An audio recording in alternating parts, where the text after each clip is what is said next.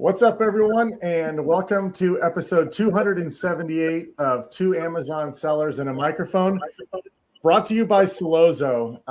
Today, we're excited. We're excited about our guest, and we're excited about our topic. Launching products on Amazon in 2023 is very different than it was when Chris and I, and I'm sure Alina also started years ago. The strategies are different. Things you used to be able to do, you can't do.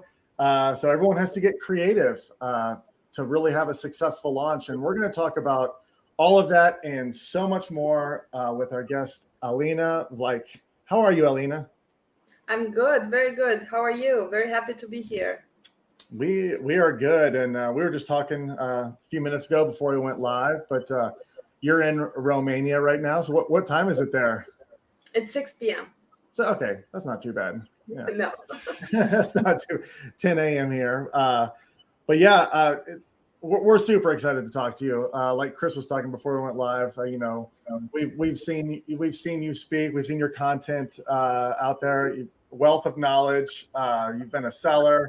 You started PressX. You started AZ Rank. I mean, there's lots to talk about. So I want to turn it over to you for a little bit to sort of introduce yourself to both us and the people watching and listening. Give us a little background of your journey. Sure thing. I'm going to try to keep it short so we can focus on okay, either way. If it's long, that's fine too.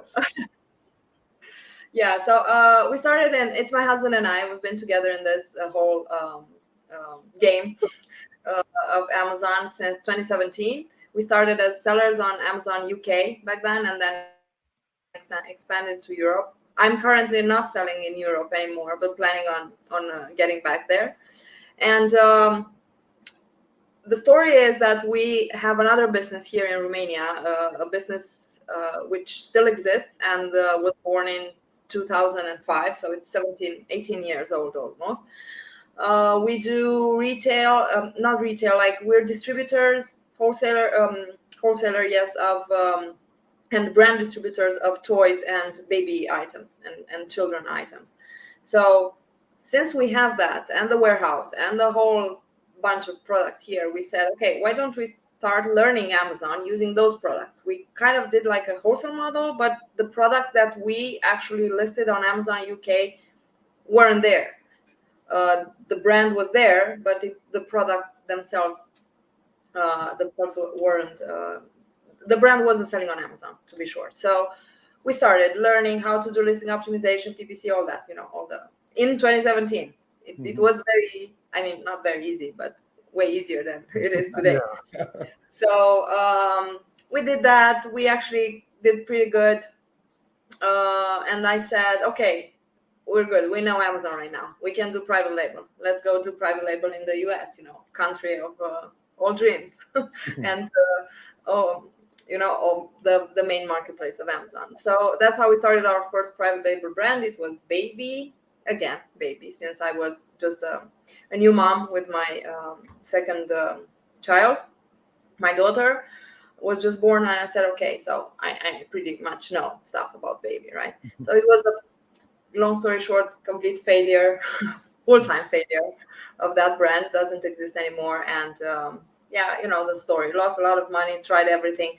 But the good thing, the best thing that came from all this was, besides AZ Rank, because AZ Rank was that was the moment when AZ Rank was born. I tried to, since I had that need, I tried to solve my need and other sellers' need in a different way.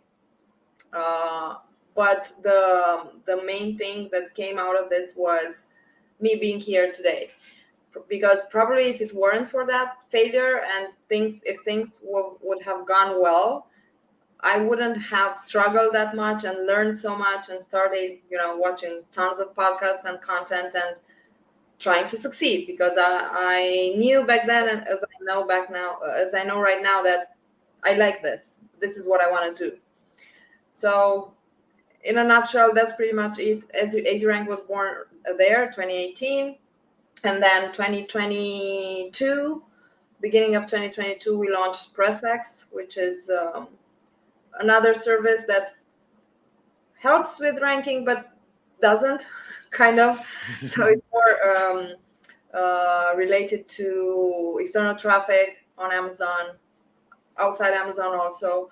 And then we launched Fotolive, which is a service that does UGC. And we're trying to add stuff that people need and stuff that we can do well with our knowledge and resources.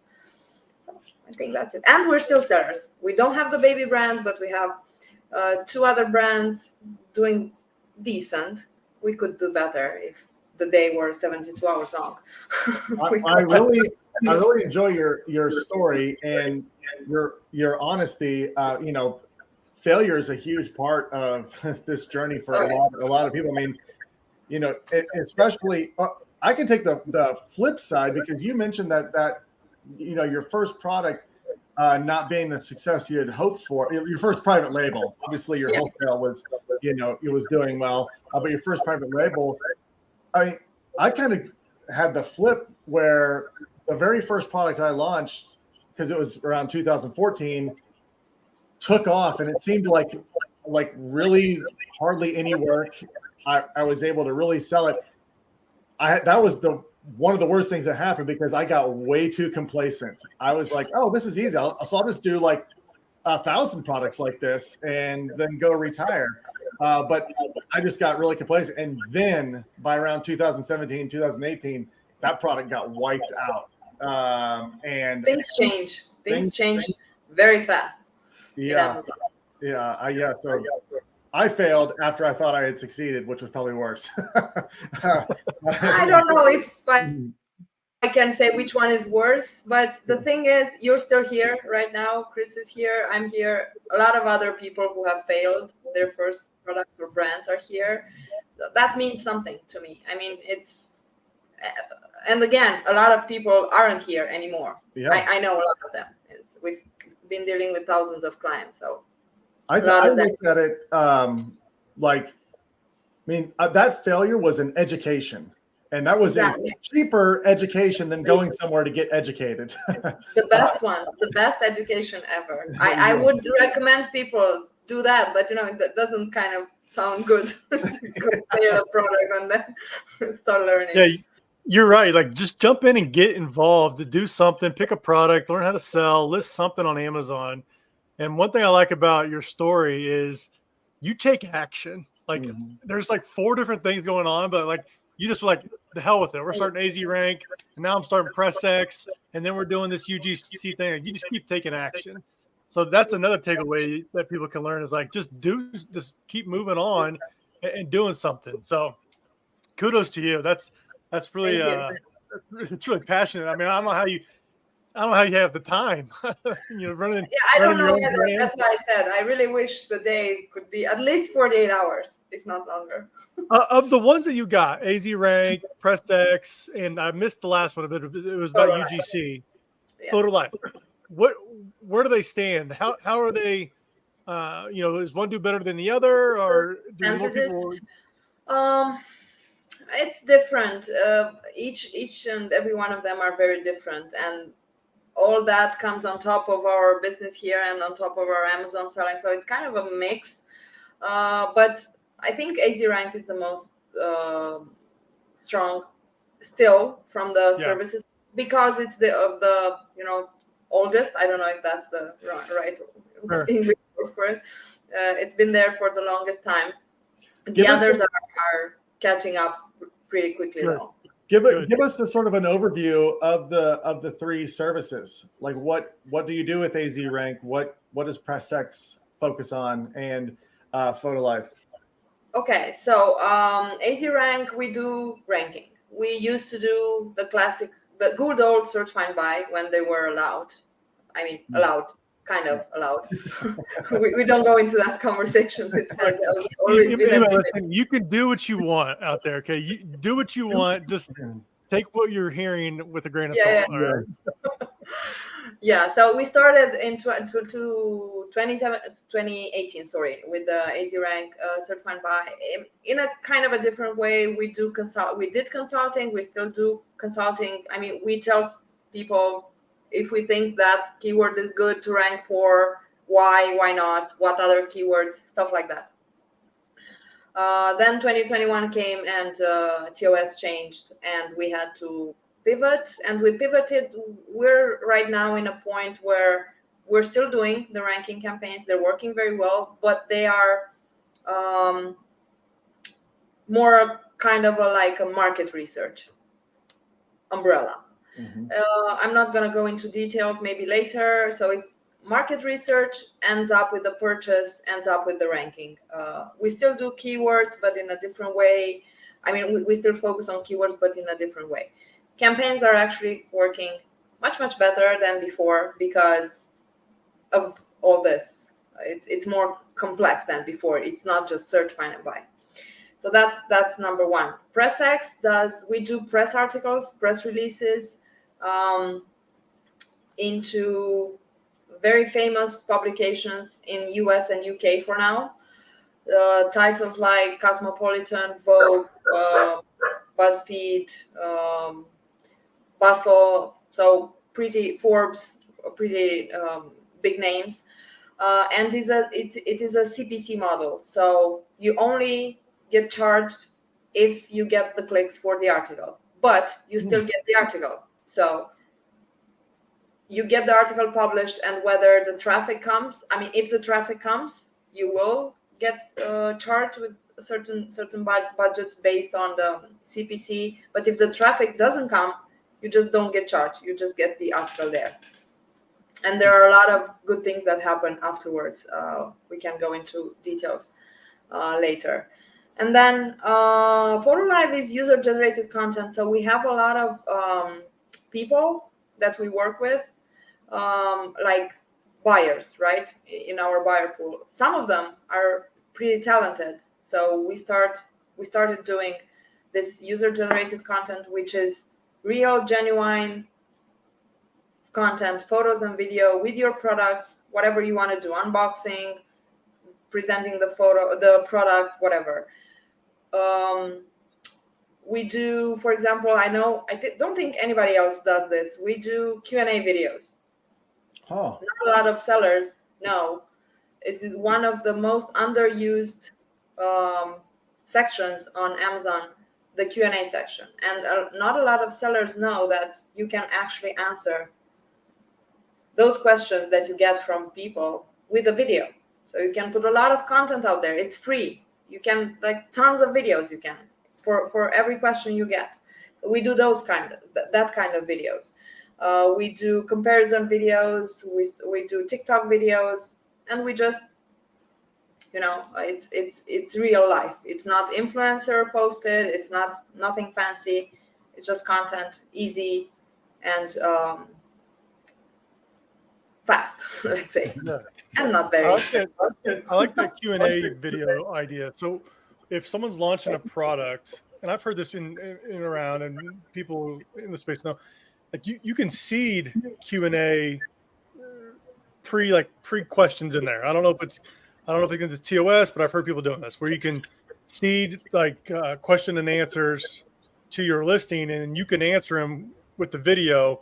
What are type of those like Q&A topics? Like, do they help you rank better? Or are you getting like better SEO juice from it, or what's that do? Yes, that's too. So first of all, when a buyer posts a question on your video, on your product, it can be either answered by another buyer who previously bought the same product. All the buyers that have their data into Amazon receive that question, and the seller receives that question.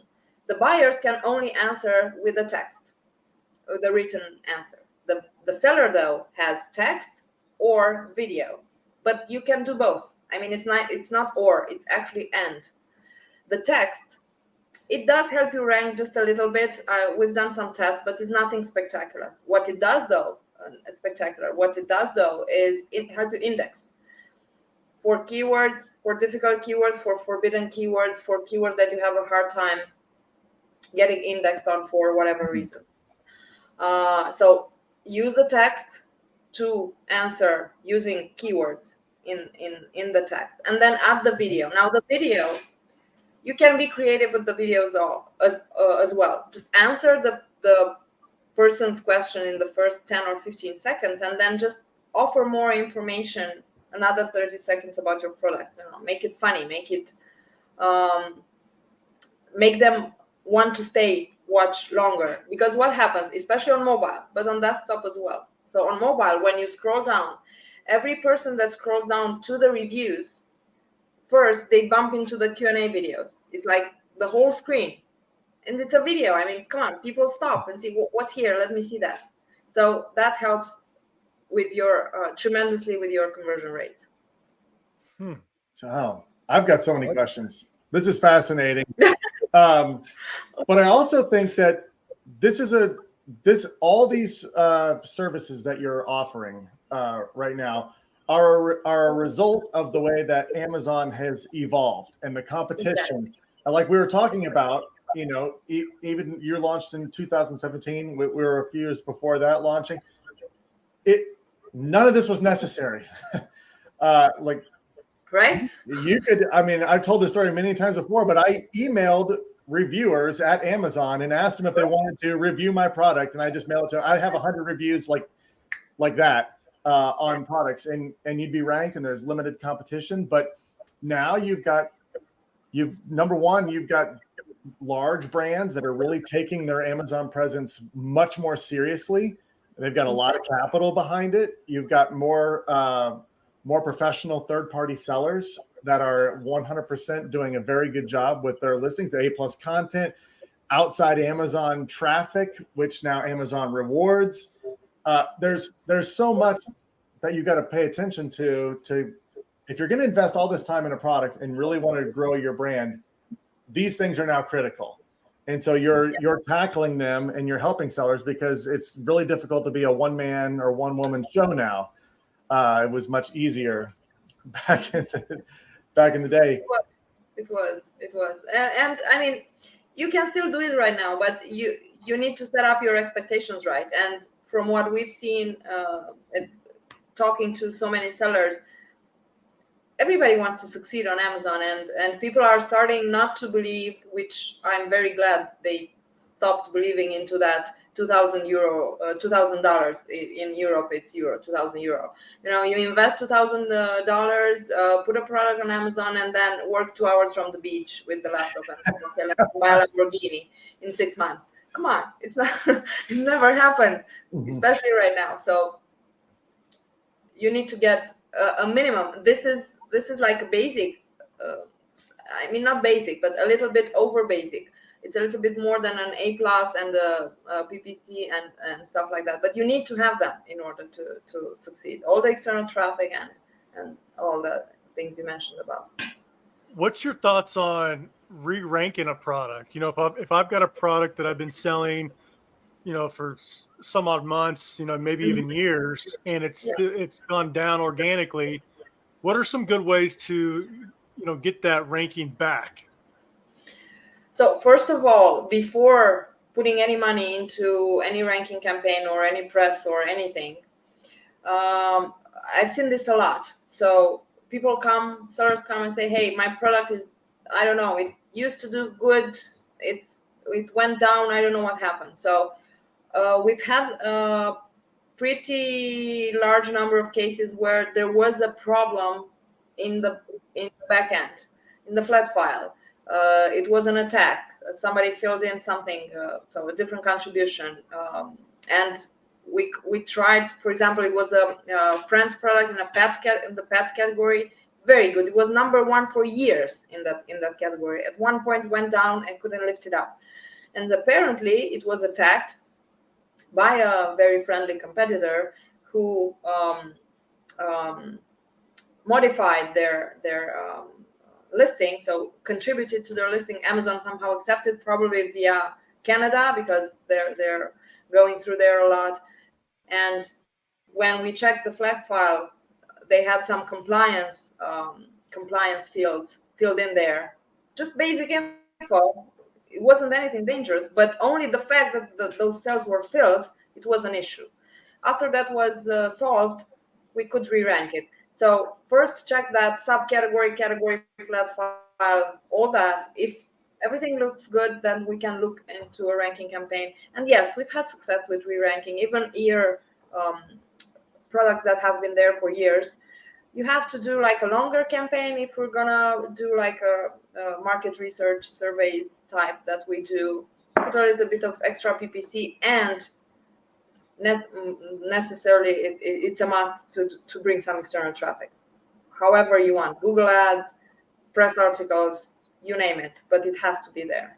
And all this combined with a longer, at least 30 days, but you can get it back. You mentioned they were attacked. They were attacked through the Canada listing. What do you mean by that?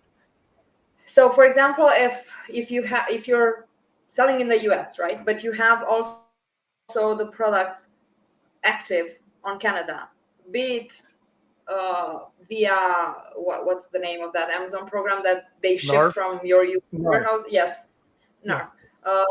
Either that, or you actually have inventory in Canada, so the same listing is active.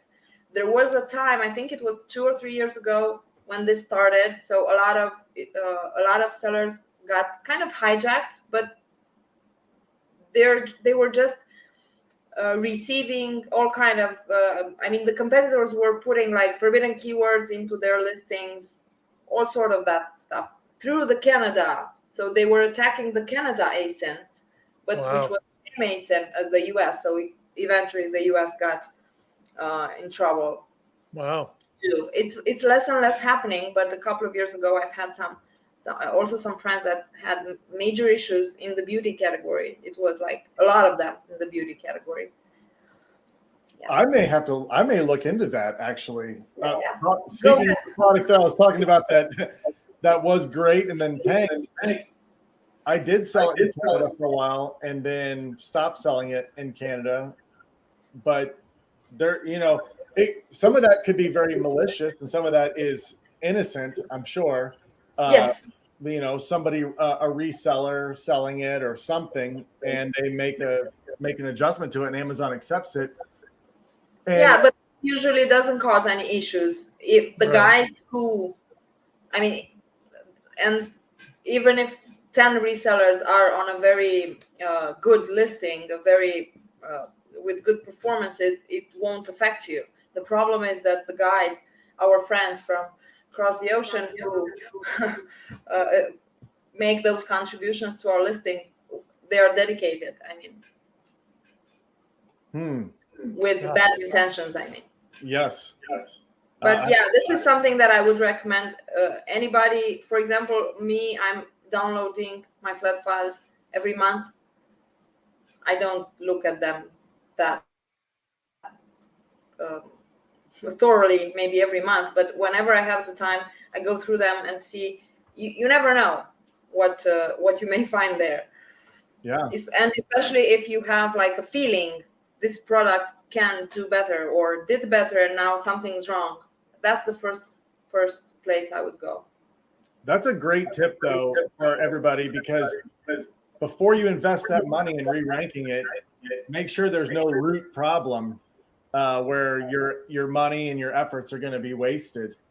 That's fascinating. Something else that we found out, sorry for interrupting, but I think it's also good information. Amazon, I think it was 1 or 2 years ago, they started messing up with the title number of characters. There were some categories they wanted 80, but they were allowing you over 80, up to 200 still, where we had a lot of situations where the listing got penalized by Amazon and deranked because it wasn't 80. So because it was more than 80, even if that specific category was allowing 200. So another tip, just try with a shorter title, just A/B test, split test with a shorter title for a little bit and see what happens. I've seen ranks go like that just from of the title. Interesting. That's scary. That is. I'm just thinking now. Like, I see a lot of this every day. So I got some products now. I'm like, maybe I should just change the title. Like, yeah. I mean, checking that flat file is something that should be a part of everybody's process, on an ongoing basis. Talk about because you were talking about PressX and your unique model of the cost per click for articles. This is interesting to me, very interesting, because a lot of times that can be, getting press or getting articles can be expensive with no clue results on what the results are going to be. So this sounds very interesting. Dive into a little bit more about how this process works. Of course. So basically, we have these connections with it's over 150 publishers in total in the US and around 85 or 90 in the UK. Not all of them are extremely active. I mean, not all of them take products and write about Amazon products on a daily basis, but we have a few that are very, very active and delivering very good results. For example, we had Prime Day. I'm gonna use some specific examples so you can understand better, and listeners as well. So, for example, in Prime Day, as well as Black Friday, Christmas, and all the other major shopping holidays of the year, there are those articles, listicles, we call them, top 20 best Prime Day deals on 2023, right? And then there are a bunch of articles. So we featured some brands into those articles, and it was just for Prime Day campaign, just for those 2 days, the traffic. How many clicks they got, that's all they paid for. And the product was there. It's still there. If you're going to check the Prime Day, that listicle, it's going to be there until Prime Day next year. Now, it's not like a real article. It's just like, just listicle. It's basic. But the funny thing is, either for listicles, but also for dedicated articles, you can then go ahead and make your own Google Ads dedicated, targeting that article, and that gets you traffic, because the clicks that we charge for, so that CPC is for the clicks that actually go to your Amazon page, not the clicks on the article, right? And the link people click on in order to do that is your attribution. So you got right? Yeah, that in most cases might cover the cost of the traffic. Our CPC is not very cheap. So just to make yourself an idea, it's around $2.5 per click. I know it's not cheap. For some categories, can be very cheap compared to the Amazon CPC, the PPC. Now, we don't have any other costs other than one-time onboarding fee of $500 per brand. Doesn't matter how many products, how many articles, just one-time fee. And on top of that, it's just the budget for the clicks. We have some tiers, right? We start at $3,000, $6,000, $9,000, and $12,000. But all that budget, it's just like a commitment. You don't have to pay it all at once. If it gets traffic, you pay. If not, you don't. It's just like the publishers, they write the article themselves. And sometimes they're doing like very strong, dedicated articles towards that product or towards that brand. And then, all that work, there's a lot of work into that. So they say, okay, I'm going to work on this. And then the publication pushes the article on their newsletters, on their websites, and all their audience. And they say, okay, for that, I want this commitment that if this article performs well, you agree to pay this minimum budget. Most of the time, not most of the time, but oftentimes sellers want to extend that minimum budget because the campaign is doing well. What are some good categories? What are some good categories for this? Categories, beauty is one of the best categories. How home and decor, like home in general. But beauty, everything that's connected to beauty, from lingerie to perfumes to face creams to everything that has to do, pretty much women products. We have a few men dedicated magazines that do well, but not that much. So we're getting there. We have good results with some essential oils. Also, not spectacular in terms of ROAS because there were the selling price was cheap. So for a $9 product with a 2.5 CPC, it's a little bit tricky. Yeah, it adds up. How about the impact of that type of marketing on your rank? We've heard a lot from a lot of other people that Amazon is weighing outside traffic heavier potentially than internal or platform traffic. So if you're able to get sales that are driven from let's say an article, do you see a faster spike in rank than if you were just doing PPC? Oh yes, definitely. I mean, I have always been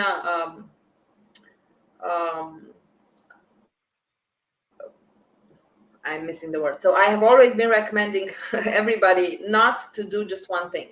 This is based like years ago.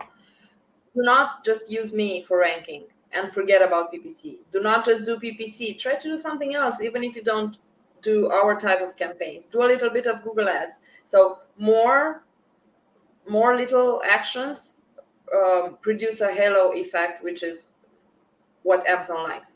This is what happens with the press as well. So since we put the attribution in there, and we usually recommend putting the attribution and not other type of links, because it's kind of worth it to get that 10% back from the brand referral bonus.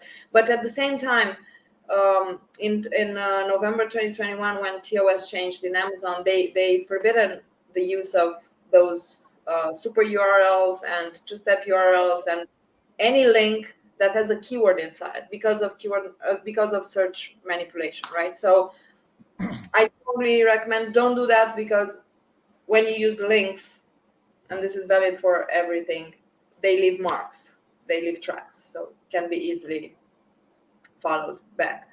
So use your attribution or use your canonical. Now, both of those help you rank.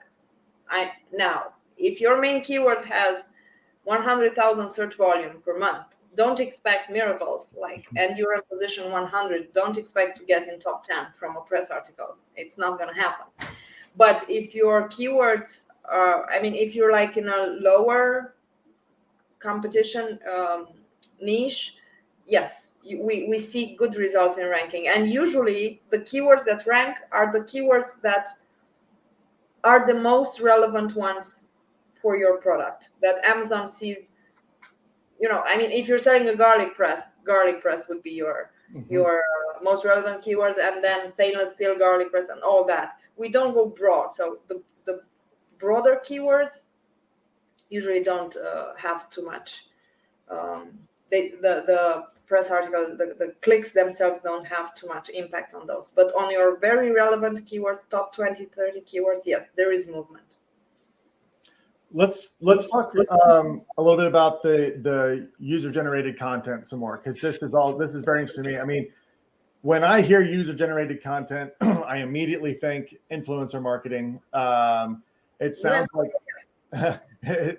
which can be very valuable too. But it sounds like yours is different. That these are, like you're talking about, you can use these videos for unboxing or for Q&A. Or just for anything. You can there are yours. Once we give them to you, they're yours. You can combine them, divide them, do whatever from for example, from a 3 minutes video that we make or a 2 minutes video that we make, you can create 20 TikTok videos, smaller one, with just a basic editing tool that you can find online.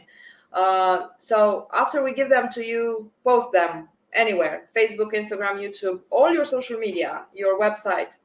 Content. It's content, and it's gonna get indexed out there.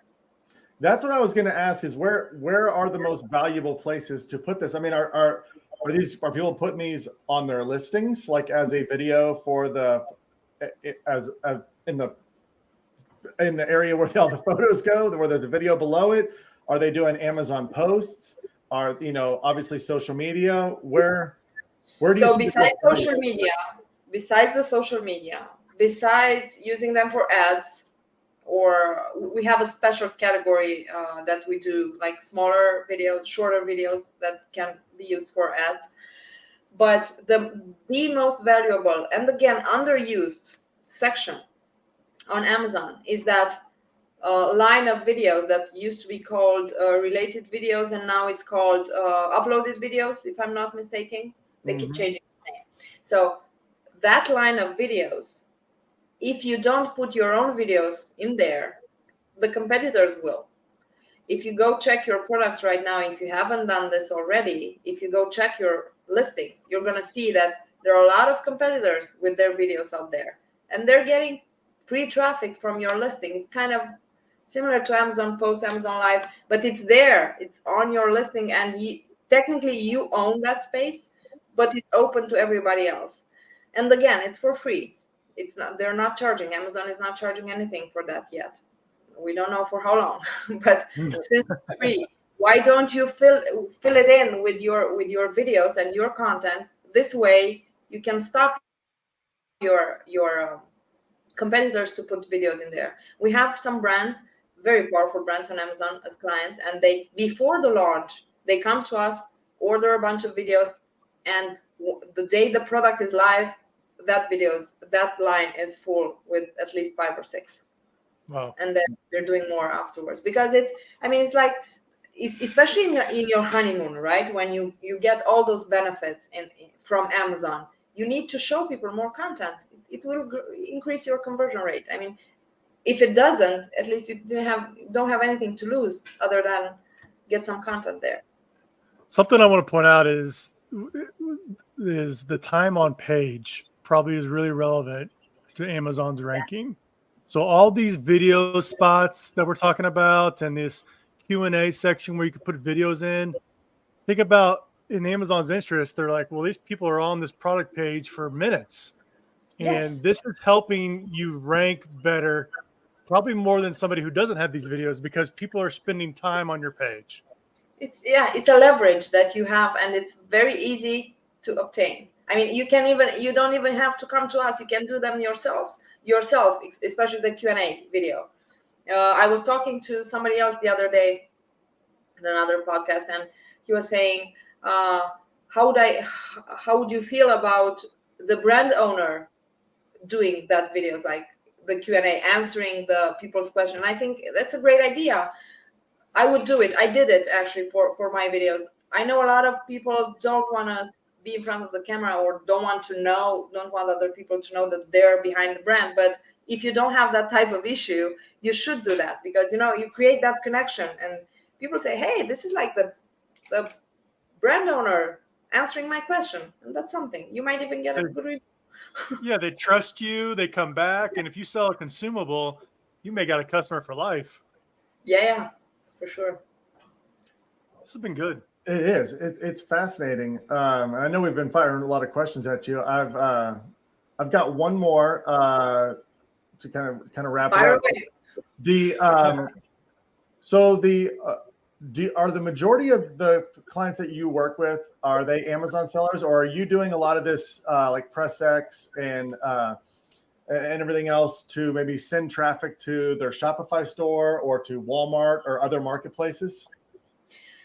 The big majority is Amazon sellers, but we have Walmart sellers, we have Etsy, we have outside Amazon, like Shopify, iHerb, and Chewy, and all those marketplaces. So there are other sections, but our most of the people we work with are Amazon sellers. What do you see with Walmart? I know Walmart was getting a big push a year or so ago, and people probably went over there to sell. What are you seeing as far as traction with sellers? Are people sticking around? Are they trying it and leaving? What do you see?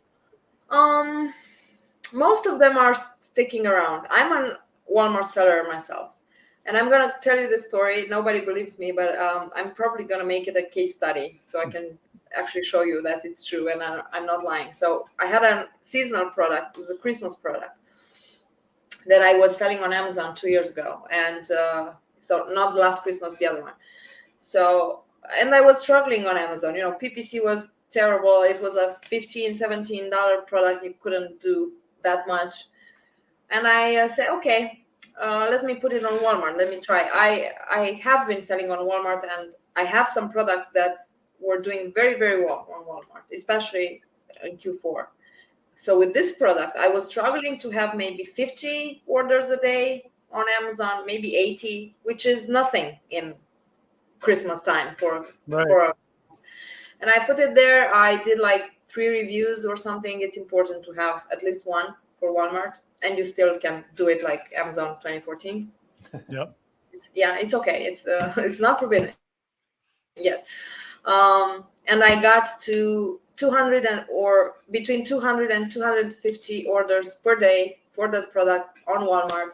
And I was thinking of stopping it, and I continued it for 2 more years. So it is, the trend is very good. I'm highly recommending. Now, depends also a lot on the products you sell. Not all of them are special for Walmart. Walmart shoppers usually look for cheaper items, consumables, stuff that it's normal to be in your house, if that makes sense. So not like very fancy things. Keywords are more basic on Amazon, just the main keywords, stuff like that. Walmart is investing a lot into everything. They're building more warehouses. They're like fulfillment centers. I say that Walmart right now is like Amazon 10 years ago. And It's so much fun when you don't have any tools, nothing. You just put it there and see. But it works. I mean, for me, and this is not a singular case. I have a brand that I do only Walmart for, and it does well. Not that great during the year, but in Q4 it pays off. Fascinating. Yeah. Alina, we've learned a lot today. This has been a lot of fun. We really appreciate it. And I know there's people listening also that are interested in your services, and I want to make sure they know where to go to reach out to you. We've got PressXLive.com streaming across the bottom here for anybody watching. But what's the best way for people to get in contact with you and start the conversation to begin working with you? Any of the websites. So PressXLive.com is one of them. We have also PressX.live, which is the same thing. Myself with my name on any social media platform. I'm usually very responsive. And my email is Alina, which is my first name, at azrank.com. And also on azrank.com, the website, we have a contact form. Just reach out, and if you mention you're coming from this podcast, you might get a surprise. Yes, we'll definitely mention that when you guys reach out to Alina. But, thank you so much for joining us. This marketing, all the different ways you can market products is constantly changing. People are coming up with creative ways. I know you're a part of that. And so we'd love to get you back on in the future just to talk about all the new creative ways that you come up with to help people like Chris and myself market our products to customers. Sure. But it's been a lot of fun. Thank you. Yes. Thank you very much. And thanks everybody for tuning in today. We'll be back at it on the next episode. Have a